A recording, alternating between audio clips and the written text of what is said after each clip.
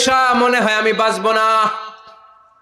ওই যে খায়বার বিজয়ের দিন, খায়বার দুর্গ বিজয় করার পরে এক ইহুদি মহিলা আমার দাওয়াত দিয়েছিল।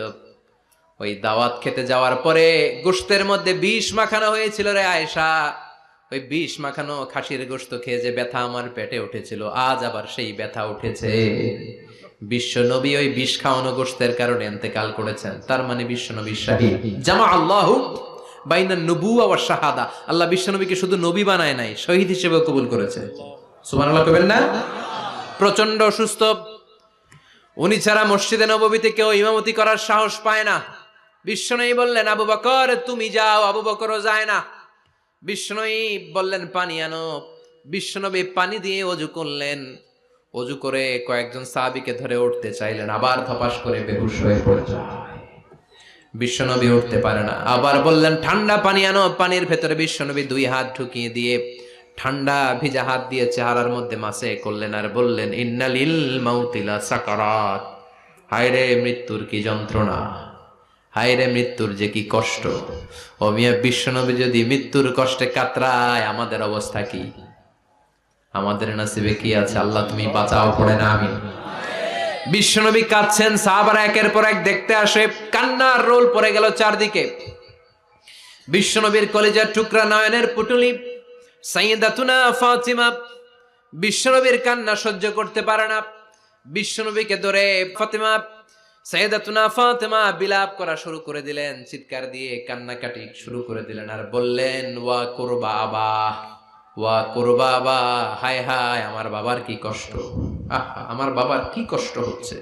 বিশ্বনবী বললেন ফাতেমা তুমি কেঁদো না, আমার কষ্ট আজকের পরে আর থাকবে না, আজকে তোর বাবার সব কষ্ট বন্ধ হয়ে যাবে। কি যেন কানে কানে বললেন, ফাতেমা আরো কেঁদে দিল। আবার কানে কানে কি যেন বললেন, ফাতেমা হেসে দিল। বিশ্বনবীর ইন্তেকালের অনেক পর মা আয়েশার কাছে ফাতেমা বললেন আমি যখন প্রথমে কেঁদেছিলাম আব্বা বলেছিল আমি আর বাঁচবো না রে ফাতেমা। আবার কানে কানে একটা কথা বলার পরে হেসেছিলাম, আব্বা বলেছিল আমার পরে আমার পরিবার বর্গের মধ্য থেকে সর্বপ্রথম তোমার সাথে আমার দেখা হয়ে যাবে রে ফাতেমা। অল্প কয়েক মাসের ব্যবধানে সাইয়্যিদাতুনা ফাতেমা উনিও ইন্তেকাল করলেন। বিশ্বনবী শোয়া থেকে উঠতে পারে না। এক সাহাবীকে দেখলেন মেসওয়াক করছে। বিশ্বনবী মেসওয়াকের দিকে তাকিয়ে রইলেন। বিশ্বনবীর নিথর দেহটা পড়ে আছে। আয়েশারা যে বলবে আয়েশা মেসওয়াক দাও, বলতে পারে না।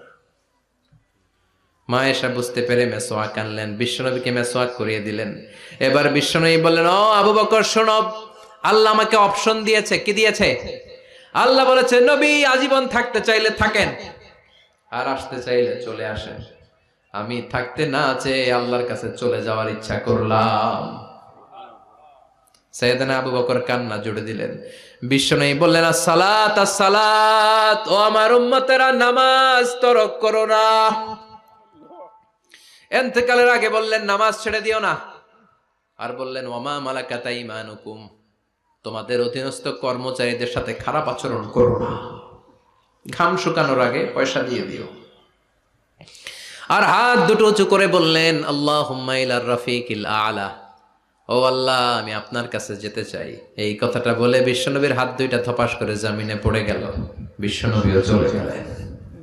থাকতে পেরেছে কেউ? চিল্লায় বলেন। এজন্য আমরা আল্লাহর কাছে ঈমানি মৃত্যু চাই। কি মৃত্যু? আমরা উত্তম মৃত্যু চাই। চিল্লায় বলেন কি মৃত্যু? এজন্য মরণের আগে ঈমান নিয়ে মরার দরকার আছে না নাই?